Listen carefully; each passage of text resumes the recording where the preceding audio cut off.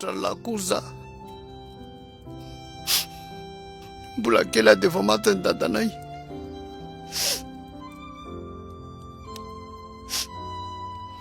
Za sendrisena mala ratsy nety ny Charlie Romona ditra dia tsy natato babanay dia maty koa.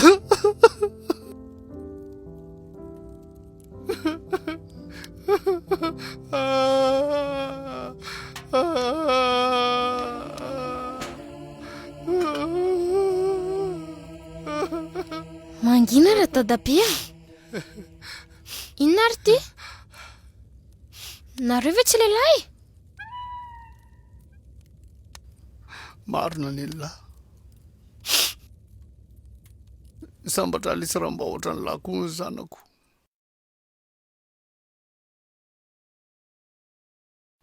Manomboka an'io ataontsika zao kely ny anaran'ny lahy.